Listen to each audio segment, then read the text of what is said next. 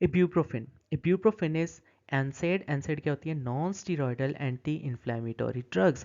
जब भी बॉडी में इन्फ्लेमेशन की कंडीशन होती है, या तो हम स्टीरॉयड्स यूज़ कर सकते हैं उस इन्फ्लेमेशन को सेटल डाउन करने के लिए, या कुछ ड्रग्स यूज़ कर सकते हैं। उन ड्रग्स को कहते हैं these are NSAIDs, non steroidal anti inflammatory drugs. ये ड्रग्स क्या करती हैं, साइक्लोऑक्सीजनेस पाथवे को इनहिबिट कर देती हैं, जिसकी वजह से इन्फ्लेमेटरी मीडिएटर्स जितने हैं वो सेटल डाउन हो जाते हैं। सो अल्टीमेटली जो इन्फ्लेमेशन होती है वो भी सेटल डाउन कर जाती है। अब इसका मैकेनिज्म ऑफ एक्शन क्या है, जब भी इन्फ्लेमेशन होती है तो जो बॉडी का सेल्स हैं उनकी जो आउटर मेम्ब्रेन होती है, जिसे सेल मेम्ब्रेन कहते हैं, उसमें फॉस्फोलिपिड होता है। तो फॉस्फोलिपिड की ब्रेक डाउन करवाता है फॉस्फोलाइपेज A2, और ब्रेक डाउन के रिजल्ट में क्या बनता है, अरेक्टोनिक एसिड बनता है, या फिर एक बाई प्रोडक्ट बनता है जिसे कहते हैं लाइसोग्लिसराइल फॉस्फोराइल कोलीन। खैर ये हमारे काम का नहीं है। जो अरेक्डोनिक एसिड होता है ये साइक्लो ऑक्सीजनेस पाथवे में जा सकता है, या फिर लिपो ऑक्सीजनेस पाथवे में जा सकता है। साइक्लो ऑक्सीजनेस का क्या मतलब कि जो लीनियर स्ट्रक्चर है उसकी साइक्लाइजेशन हो गई है, और दूसरा उसमें ऑक्सीजन इनकॉपरेट हो गई है। तो साइक्लो ऑक्सीजनेस दो तरह का हो सकता है, कॉक्स 1b और कॉक्स 2b। ये जो कॉक्स 1 है ये नॉर्मली होता है, दिस इज़ फिजियोलॉजिकल, और जो कॉक्स 2 है दिस इज़ इंड्यूसिबल या फिर पैथोलॉजिकल। अब इस साइक्लो ऑक्सीजनेस की वजह से कुछ मीडिएटर्स निकलेंगे। तो वो क्या क्या मीडिएटर्स हो सकते हैं, PGI2 हो सकता है जो कि वेजोडाइलेटर है, हाइपरएल्जेसिक में होता है और प्लेटलेट की एग्रीगेशन को रोकता है। PGI2 के अलावा PG F2 अल्फा निकल सकता है। ये क्या करेगा, this is a bronchoconstrictor, और ये मायोमीट्रियल की कंट्रैक्शन करवाएगा। उसके अलावा PGD2 निकल सकता है। PGD2 क्या है, वेजोडाइलेटर और प्लेटलेट की एग्रीगेशन को रोकता है। उसके अलावा PGE2 निकल सकता है। PGE2 क्या है, वेजोडाइलेटर और हाइपर एल्जेसिक है, पेन करवाएगा। और उसके अलावा TXA2 जिसे कहते हैं थ्रोम्बोक्सिन, थ्रोम्बोक्सिन क्या कराएगा, थ्रोम्बोसिस कराएगा, दिस इज थ्रोम्बोटिक, और साथ साथ वेजो कंस्ट्रिक्शन करवाएगा। तो ये तो सारे साइक्लो ऑक्सीजनेस पाथवे में से निकल सकते हैं।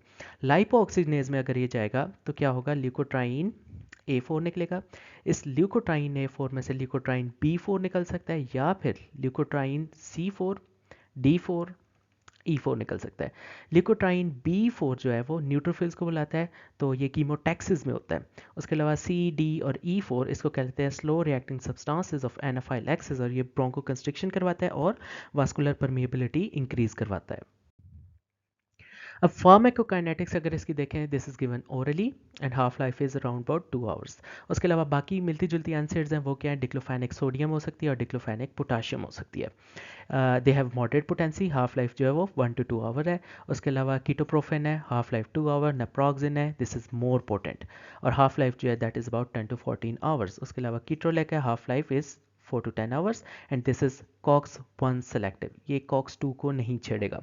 उसके अलावा पायरोक्सिकैम है, half life is 57 hours, GIT toxicity कराती है, and this is cox non selective, यानी ये कॉक्स 1 और 2 दोनों को इनहिबिट करेगा। उसके अलावा क्लिनिकल यूज़ देखें तो एनसेड्स यूज़ होती हैं इन्फ्लेमेटरी कंडीशंस में, फॉर एग्जांपल रोमाटाइड डिजीज़ में, ऑस्टियोआर्थराइटिस में, मस्कुलोस्केलेटल डिसऑर्डर्स में, डिसमेनोरिया में यूज़ होंगी। And it is use to close the patent ductus arteriosus, जो डक्टस आर्टियस पेटेंट रहेगी उसको हम क्लोज कर सकते हैं। अब वो पेटेंट क्यों रहती है, क्योंकि उसमें PGE2 की प्रोडक्शन हो रही है। तो अगर हम एनसेड्स देंगे वो क्या करेगा, PGE2 को ब्लॉक कर देगा, जिसकी वजह से जो पेटेंसी है वो भी क्लोज हो जाएगी।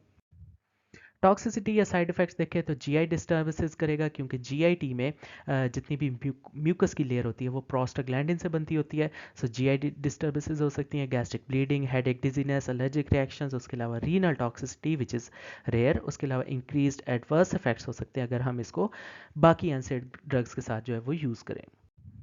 अदर सिमिलर ड्रग्स जैसे मिलती जुलती कौन सी हो सकती हैं, for example aspirin. Aspirin is irreversible non selective cox inhibitor. Non selective का मतलब ये कॉक्स 1 और 2 दोनों को ब्लॉक करेगी। उसके अलावा डिक्लोफेनिक, इब्रूप्रोफेन, इंडोमेथासिन, नाप्रोक्सिन, कीटोलेक, पायरोक्सिकैम और सिलिसाइलेट्स जितने भी हैं बाकी, ये क्या हैं, दीज आर रिवर्सिबल, ये इजीली रिवर्स हो जाएंगे।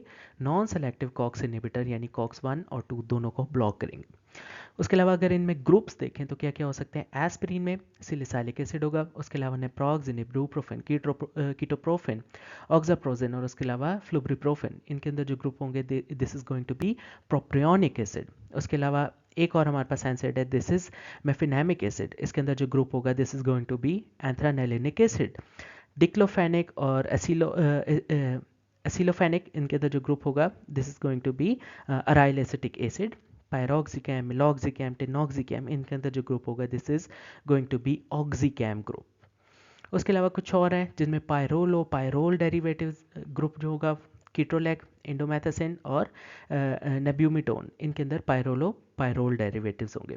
उसके अलावा कुछ के अंदर इंडोल डेरिवेटिव्स हैं, इंडोल डेरिवेटिव्स में आ जाएगा सनलिडेक और इंडोमेथासिन। उसके अलावा कुछ जो होंगे दे आर पायराजोलोन डेरिवेटिव्स, उसमें आ जाएगा फिनाइल ब्यूटाजोन और ऑक्सीफिन ब्यूटाजोन। देन कुछ और ड्रग्स हैं, दीज आर कॉक्सिब्स, सैलिकॉक्सिब, रोफिकॉक्सिब, वेल्डिकॉक्सिब, टेरिकॉक्सिब, पेरिकॉक्सिब और मेलॉक्सिकैम। ये जितने भी कॉक्सिब्स हैं these are cox 2 selective inhibitor. ये सिंपली कॉक्स 2 को ब्लॉक करेंगे which is more responsible for inflammation under pathological condition and these drugs are more potent.